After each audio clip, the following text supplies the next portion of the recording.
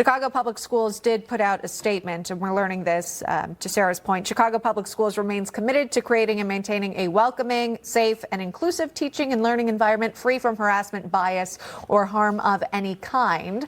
Going on to say, while CPS does not comment on specific personnel matters, the district follows a consistent process where allegations of misconduct are reported. Employees found to have violated board policy are subject to disciplinary action.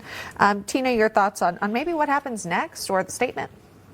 As a former school board member, that is a non-answer. That's what we call a PR answer. Those school board members have the absolute right themselves now to be more vocal about what needs to happen. They need to represent the people of Chicago.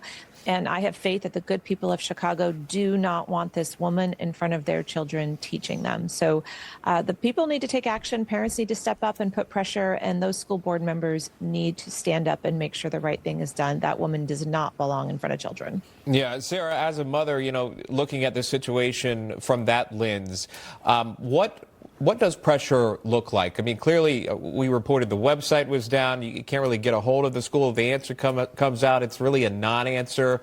Obviously, this lady is celebrating an assassination. She's celebrating a cold-blooded murder. And yet she's still able to teach children. At last check, we haven't learned that she's been relieved of her position at this point. What does more pressure look like in your mind? Legal expert Sarah Perry made an important point. Yes, Lucy Martinez has a First Amendment right to express herself on her own time, but the school district has zero obligation to keep her employed. Rights come with consequences.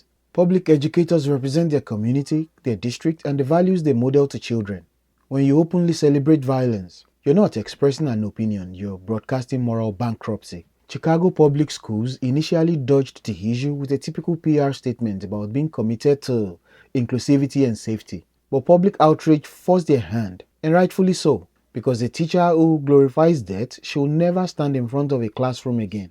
This isn't the first case. In the weeks since Charlie Kirk's assassination, dozens of people, professors, doctors, nurses, even government employees have been fired for mocking or celebrating his death online. Think about that for a second. We're not talking about random trolls on the internet. We're talking about professionals, people who took oaths to heal, to teach, to serve. It's becoming a trend, a grotesque one, where hatred of someone's political beliefs overrides basic human decency. It's one thing to disagree with a man's politics. It's another thing entirely to cheer his murder